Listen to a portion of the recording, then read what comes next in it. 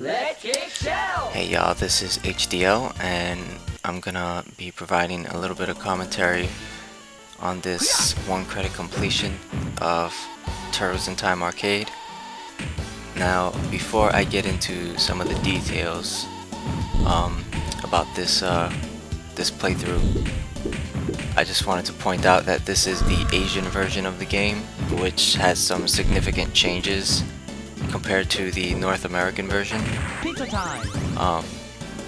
I typically play on the North American version, and I'm going to be pointing out what some of those differences are. But for now, in stage 1, it's pretty much identical. So basically, this game, Terminate the turtle. I don't believe that anybody's ever beaten it on 1 credit before, at least not the North American version. So I'm still attempting to do that, and I will put up a video whenever I get that done. It's really difficult, and the main reason being stage 5 and 6. The difficulty on those 2 levels are pretty insane for that version of the game. Also, another thing keep in mind that's universal among versions is this game throws hordes of enemies at you. Right now it's not too bad because it's only stage 2, but later on the game will just put hordes and swarms of enemies, and oftentimes they put you in situations in which you really have no options, or at the very least you have no good options and you're forced to take a hit. And I like to call these checkmate situations. And just like a checkmate in chess, you're basically forced to lose in a given situation. And the more enemies there are on the screen, the higher the likelihood that that will happen. So for this boss fight, I just try and stay as far as possible and use Donatello's range. And Donatello is actually the best turtle in this game. The main reason being his range, but also his special attack is the best, it's the most useful out of all of the turtles. It has not just the most range, but the very tip of his leg when he does his special is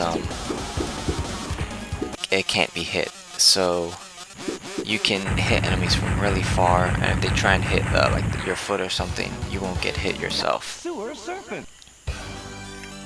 Also, you're going to be seeing a lot of this straight upward kick.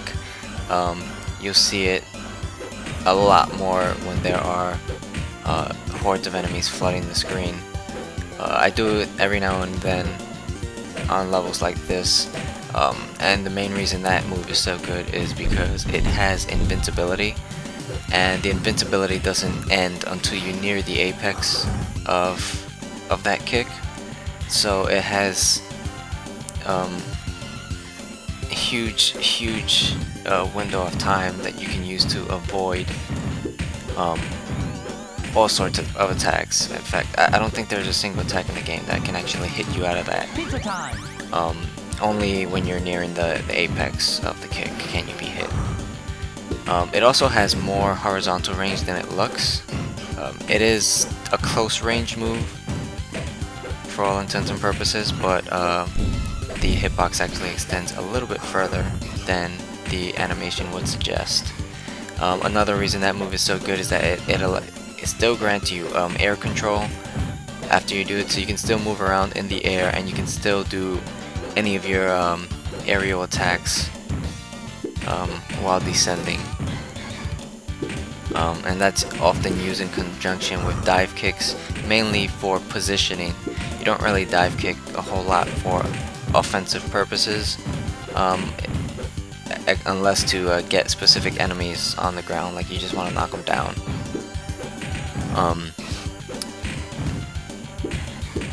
But for the most part, you're going to see a lot of dive kick usage for putting some distance between me and some enemies. Alright, so right now there's really not a whole lot going on. The enemies in this level, they tend to position themselves kind of like in horizontal lines, so you can use your special a lot to Pizza time. just take them out all at once, and they don't have nearly as much mobility as you do, so you can just take advantage of that. This section right here, I think it's pretty much impossible to not take a hit here. You're always going to get hit occasionally, but I actually did a really good job here at avoiding most of it. There is a method to this madness. It's not completely random, but typically you will just take some hits here and just survive. After a while, after a specific amount of time has passed and a certain amount of monsters have been killed, you just after that point you just take out one or two more and it'll trigger the end. So that section is actually time based as well as how many you defeat. Prehistoric. Alright, so this is the first level where you're actually in some kind of risk, at least when you're first learning the game. It actually has not happened to me in a very long time, but there is a hidden timer in this game. If you do not complete a level within 5 minutes, a bomb drops from the sky and kills you. And this was done primarily as a way to prevent people in the arcade from stalling and just get the game moving, so that other people can have their turn. But obviously that's really not any of our concern for playing this game at home. It does make things a little bit tricky in certain levels that have so many enemies that it's really tough to beat the level within 5 minutes. So you won't see too much dawdling. That was a mistake right there. I accidentally did a kick into that bomb.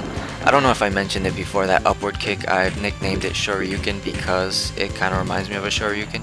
It goes upward and it has a lot of invincibility. So I'm going to be referring to that as Shoryuken.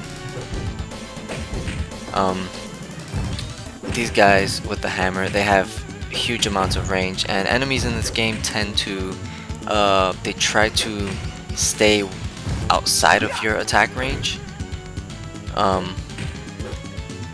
That's why a big reason Donatello is really important is because he has a lot of horizontal range. But even so, enemies will always try to move backwards. If you're getting too close to them, they'll move backwards. And sometimes, in the cases of like those rock soldiers, sometimes they won't even attack you if you're standing too close to them. They won't attack. They'll try and back up a little bit, put some distance, and then they'll attack. So you can actually use that to your advantage.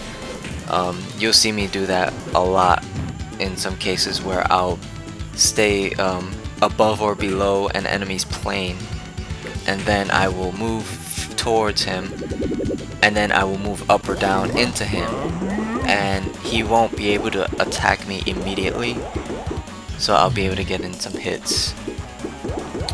Alright, so this is a really cool Cement Man strat. If you stay above or below him just enough, you can hit him without getting counterattacked. And this strat right here is even better because the reverse shoulder bash does a lot more damage than a standard attack. And because Cement Man does not counterattack frequently, you can do it multiple times before getting hit. Alright, so this is the level that has the most important change.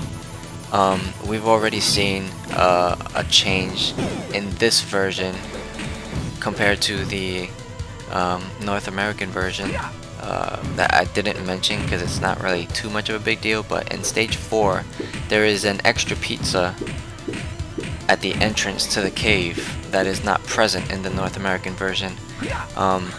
And that's not really too much of a big deal because stage 4 is not really that bad even without that pizza. But this level has an extra pizza as well, and that's where it makes all the difference. This is one of the problem levels because of the fact that they give you hordes of enemies at once and different enemy types, and these archers with the flaming arrows are especially problematic, as well as the yellow guys with the discus.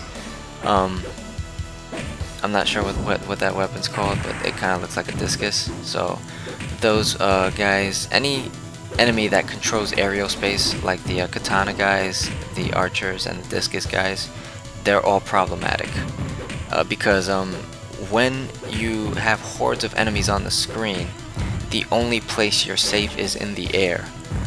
So naturally, any enemy that has an attack that controls aerial space, you want to get rid of them as soon as possible. Also, these rock soldiers are really problematic as well because they do extra damage to you with their close range attacks, such as that one. When he swings his gun at you, that does even more damage than getting actually hit with the shots. Another change between this version and the North American version is that the pizza power pickups last longer. I'm not exactly sure how much longer. It's something like 1 or 2 seconds longer, and it actually does make a difference in some sections like this one.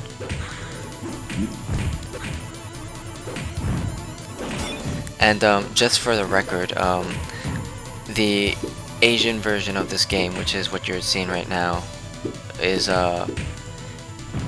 also like the European version.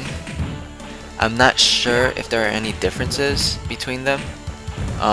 When I played the European version of this and I compared it to this version, the Asian version, they seemed identical to me. I don't know if there were any little subtle changes that I didn't notice, but the European version also does have the extended pizza power time, as well as the extra pizzas that you see in this version. So normally in the US version of this game, that pizza right there in the corner, that is the only pizza in this level.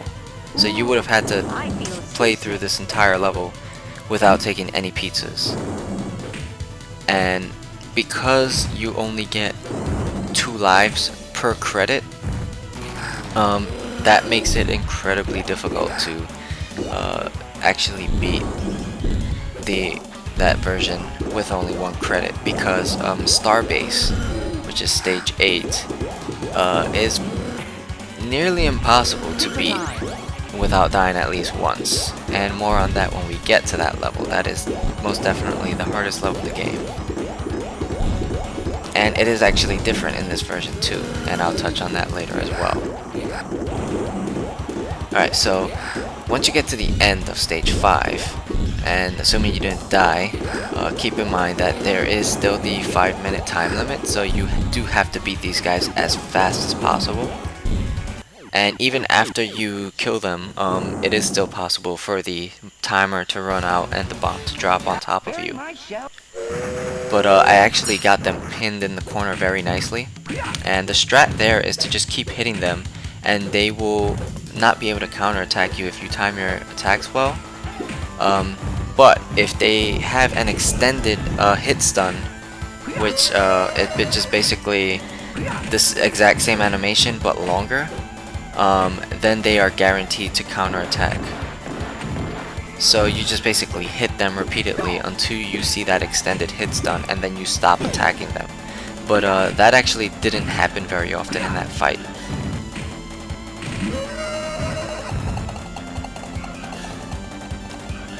Alright, so this level, I am not 100% sure. I still have to do a little bit more testing, but I think there are more enemies in this version, in the North American version, I mean.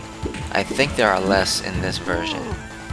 It seems that way to me, but I haven't actually really tested it thoroughly. I do have some new strats for this section, which involve staying near the top and doing a a running kick that I wasn't doing before, and it seems to be helping a lot more than what I was doing previously.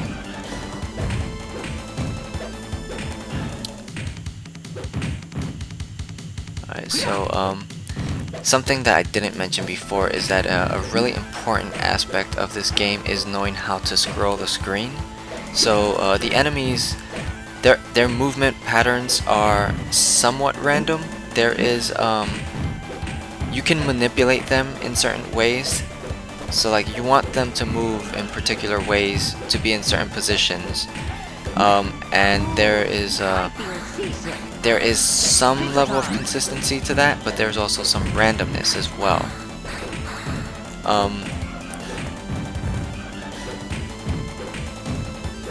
Even so,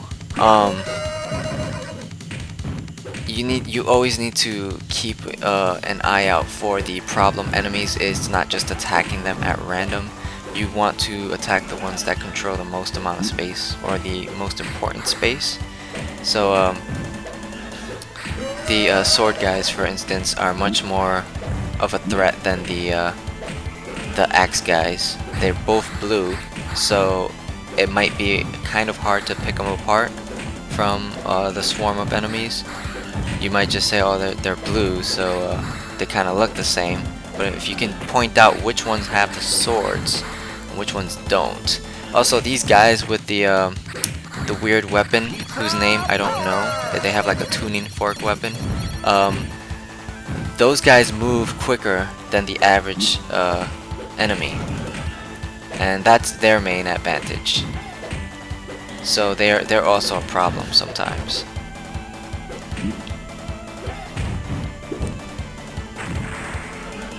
Another thing about scrolling the screen, it's not just about the enemies having fixed locations that they appear in. If you take out a certain amount of enemies on the screen and then scroll the screen a certain way, you will actually despawn some of the enemies on the screen without having to fight them. You'll see me do that. I've already done that throughout this run several times. And it's really just about knowing which enemies appear where and where you actually can do this sort of thing. And right there I actually almost died to a missile, the guy on the left. I had to do a quick shoryuken, use the invincibility, and it dodged the missile, so I actually survived that. And I'm not entirely sure, but it seems like Leatherhead counterattacks less frequently in this version. Or maybe it's just a newer strat that I have where I position myself kind of in the same position that I did against Metalhead and Cement Man. Although he does have a ranged counterattacks. He has a running attack, which he doesn't do here. And he also throws his knife as well. Neon Night. Leatherhead has significantly less health than most other bosses, so if you can just keep hitting him a lot, then you can finish that stage without risk of the timer running out. Alright, so these guys with the tuning forks, remember, I just finished saying that they move faster than the average enemy, and you can definitely see that here. Typically you outmaneuver enemies on the auto-scroller stages, but these guys actually do a pretty good job of keeping up with you. Fortunately for me, this level is completely timed. You don't actually have to fight any of the enemies here. So these guys move a lot slower than the tuning fork guys, so I just dodge them repeatedly, and they never catch up.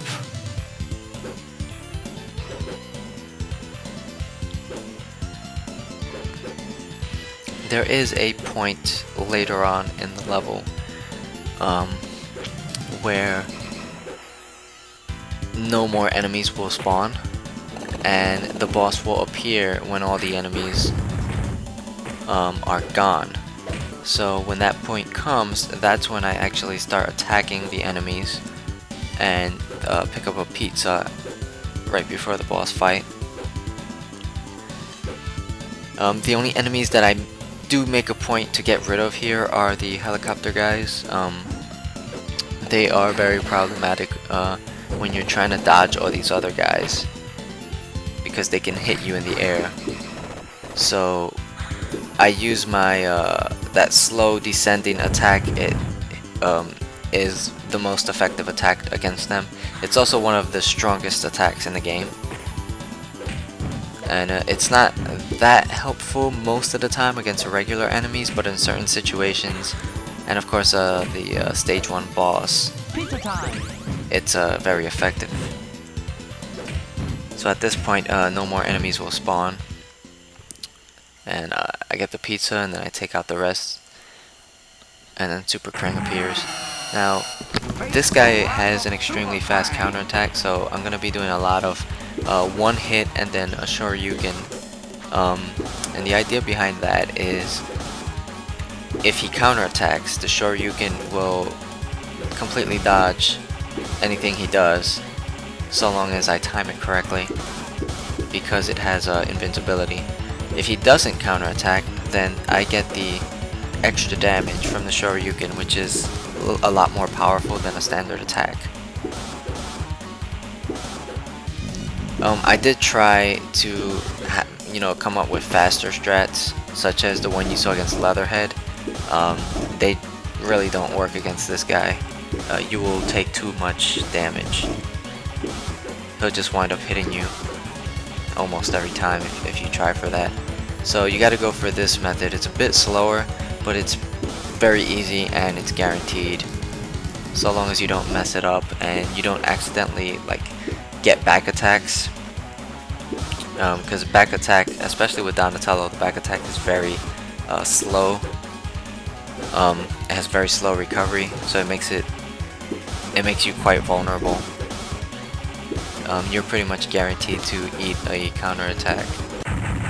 If he does one, you won't recover in time if you do a back attack. That's why you don't see me do back attacks. For the most part, if you do see one, it's a mistake. Alright, so some details about Starbase that I alluded to earlier. This is most definitely the hardest level in the game. There are so many enemies on the screen, and so many different challenging enemy types, combinations of enemy types, such as these sword guys that control the air and these robots that control the ground, as well as doing massive damage if you get hit with one of those sonic boom attacks. They do a lot of damage. They also make it very likely for enemies to combo you afterwards, so you can wind up losing all your life just by getting hit once by one of those guys. I'm actually doing a really nice job of not getting hit here in the beginning. And I'm not entirely sure, but it does seem like there are less enemies in this level as well in this particular version. I have to go back and check that, but I think in the North American version there are actually more enemies in this area. They're a lot harder to deal with. But I will have to investigate that further. Either way, another reason why I have never beaten this level without dying is because it's just so long and the enemies waste so much of your time that you'll run out the 5-minute time limit. Now, it is theoretically possible to dodge the bomb that drops from the sky. When the timer is up, if you do a Shoryuken just before it hits you, you can actually dodge it with the invincibility. But because of the fact that you don't know when it's gonna come, like, you have a rough idea of when it's gonna come, but you don't know exactly when. It also drops down really fast, so it's really tough to react to. So, I mean, you could theoretically dodge it and circumvent the whole timer problem, but it's highly, highly unlikely to ever happen. I've done it a few times accidentally. I think I've done it a few times on purpose, but that's a few times out of many attempts. So yeah, it's not really something you can count on. So the only real way to beat this game on 1 credit is to not die anywhere except Starbase. Like, Starbase is the only level in the game where it's acceptable to take a death. And that's why the extra pizza on stage 5 in this version and the European version is incredibly important for beating this game on 1 credit. Now, I do still intend to beat the North American version on 1 credit.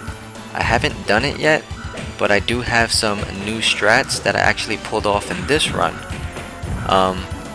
Turns out that you can actually wind up in 2 different positions at the bottom of the screen, depending on how you walk to the bottom of the screen. And in stage 5, this actually makes it so that if you're in one position, you will get hit by the planks at the bottom of the screen. But if you're in the other position, you can walk along the bottom of the screen without getting hit by any planks. And that's something I didn't know until just recently, and it makes that stage a lot more manageable. Although not having that extra pizza is still makes it really tough, but we'll see what happens in the future. Hopefully I can get that run, and I will upload it as well once I do. And that right there was an example of the extra time for pizza power making a really big difference. That pizza power would not have taken out all those guys right at the end in the North American version. It would have ended already. Also, something I didn't mention, I should say, is that the first section with the robots that go up and down and shoot lasers horizontally, in the North American version, there's actually a huge wave of discus enemies in that section that do not appear in this version or the European version. And that wave of discus enemies is incredibly difficult to handle, and they are not present in this version, making that section significantly easier. And you may have noticed that I did die even though the enemies didn't really damage me enough. That was the timer running out. The bomb dropped from the sky and killed me because the 5 minutes were up. I'm actually not sure if it's exactly 5 minutes in this version. I never timed this version, but the North American version is 5 minutes, and it seemed about right. The location in which it dropped, it kind of seemed like it was in the usual spot. And this was actually a really good performance of Starbase. I typically do not get that far in Starbase without dying. And I think the main reason for that is that wave of discus enemies that I had mentioned. They're not in this version. So yeah, first and only death. And the reason I'm doing this strat against Krang is because whenever you hit Krang, he has a large amount of invincibility, so you can't hit him again for a while. In the time it takes for me to do the Shoryuken and then land on the ground, that's about the amount of time it takes for his hitbox to come back. And since the Shoryuken does far more damage than a standard attack, it's just a lot more preferable to keep using that attack. It also helps you time your attack, so you know more or less when his hitbox is gonna come back. Alright, so Shredder's pretty easy. At this point, the run is pretty much home free. He does actually have an instant kill move, but it's really unlikely that you will ever get hit with that if you do the strat that I use. So I do something kind of similar to fighting Super Krang, where I do one standard attack and then a Shoryuken, and the reason I do that is because Shredder likes to counterattack a lot. And his counterattack is actually really fast. The thing about Shredder is that you can manipulate him to do specific attacks based on his distance, and that diagonal attack was actually the one-hit kill move. It's really easy to avoid though. So basically, every time you see me attack him and then do a Shoryuken, I move away, usually with a dive kick, and then I bait him into doing either that projectile move or he'll do a jumping kick. Either way, you can punish those two attacks, so I just continuously bait him into doing one of those moves, and then when he does that diagonal attack, I just position myself under him, and I make sure to face towards him so that if I make a mistake in execution, the worst that will happen is that I do a jumping kick forward and I won't get hit with his one-hit kill move. I also wait for it to end so that he stops firing and then I attack, and that pretty much guarantees that you'll never die to that move.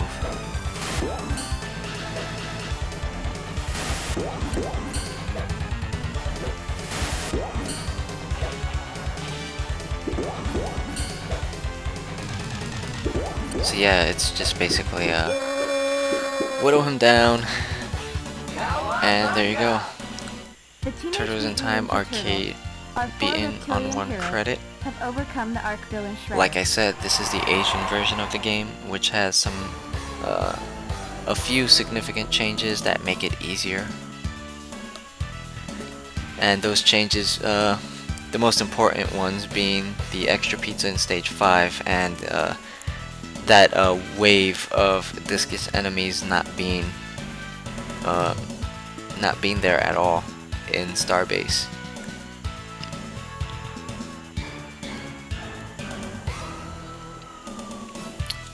And I just realized that I didn't actually mention what difficulty this is on. This is on the easy difficulty mode, which is not that easy, to be honest. And the reason I play it on that difficulty is because the game is pretty much way too sadistic on any other difficulty mode. The changes between difficulties are very, very significant.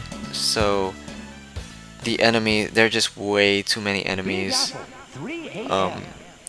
in other difficulty modes, and the timer will run out pretty often on several stages because there are just so many enemies that they'll waste so much of your time you'll never beat the levels within the time limit.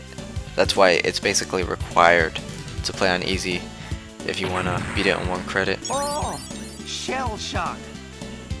And basically the only reason that I show this part is to bring up the screen that lets you enter your name.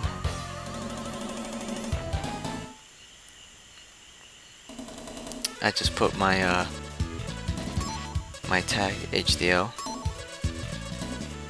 and there you go. Hopefully soon I will get that 1 credit run on the North American version, and when I do I will upload it as well. So thanks for watching.